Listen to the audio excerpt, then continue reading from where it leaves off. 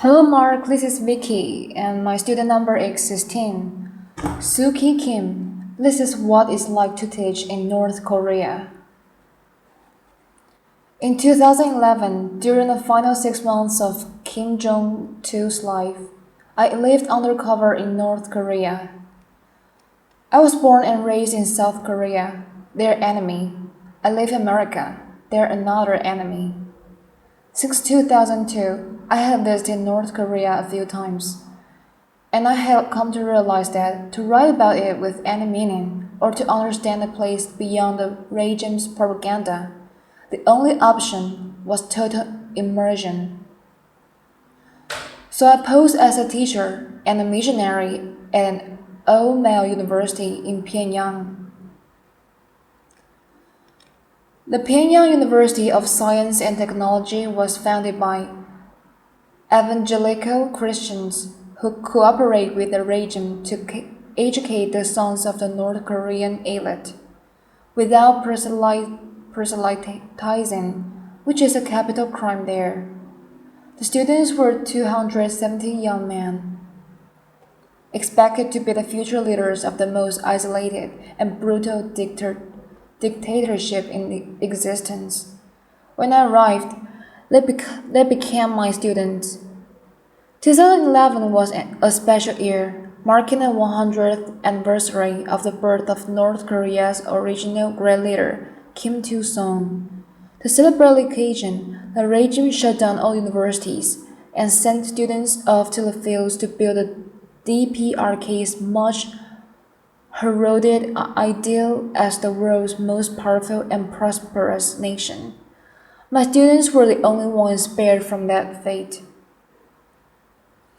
North Korea is a godlike posing as a nation. Everything there is about a great leader. Every book, every newspaper article, every song, every TV program, there is just one subject. The flowers are named after him, the mountains are carved with his slogans. Every citizen wears the badge of the great leader at all times. Even their calendar system begins with the birth of Kim Il-sung. The school was a heavily guarded prison, posing as a campus. Teachers could only leave on group outings accompanied by an official minor.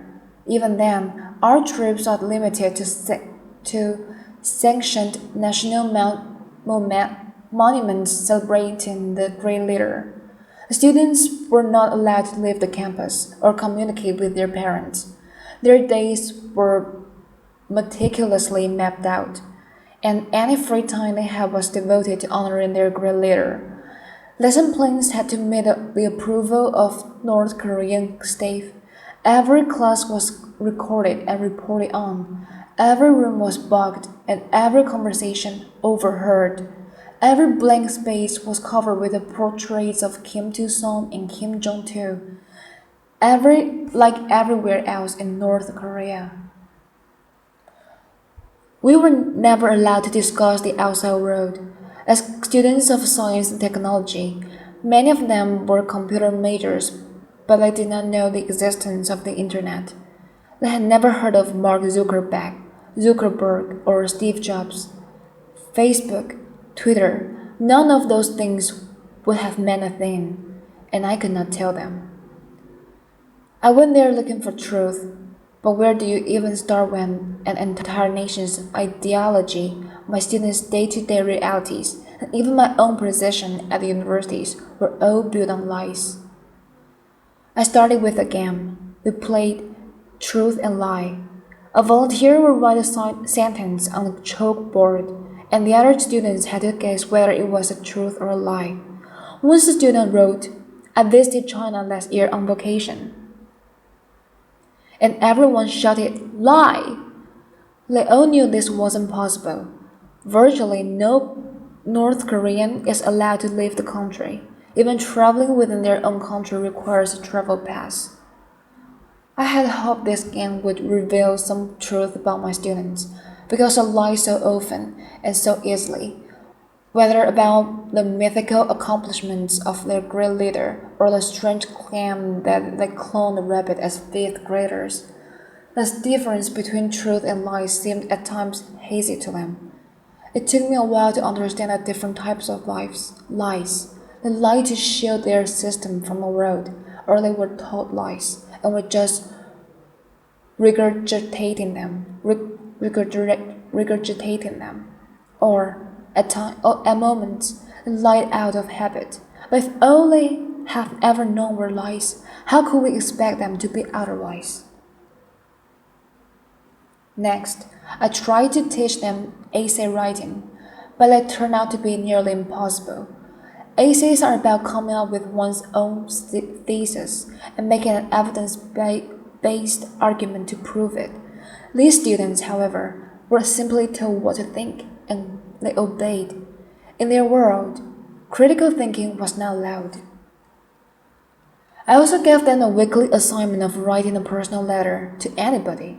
It took a long time, but eventually, some of them began to write to their mothers, their friends, their girlfriends, although those were just homework and would never reach their intended recipients. My students slowly began to reveal their true feelings in them. They wrote that they were fed up with the sameness of everything. They were worried about their future. In those letters, they rarely ever mentioned their great leader. I was spending all of my time with this young man. We all ate meals together, played basketball together. I often called them gentlemen, which made them giggle. They blushed at the mention of girls, and I came to adore them. And watching them open up, even in the tiniest of ways, was deeply moving. But something also felt wrong. During those months of living in their world, I often wondered if the truth would, in fact, improve their lives. I wanted so much to tell them the truth of their country and of the outside world, where Arab youth were turning their rotten region inside out, using the power of social media, where everyone except them was connected through the World Wide Web, which wasn't worldwide after all. But for them, the truth was dangerous.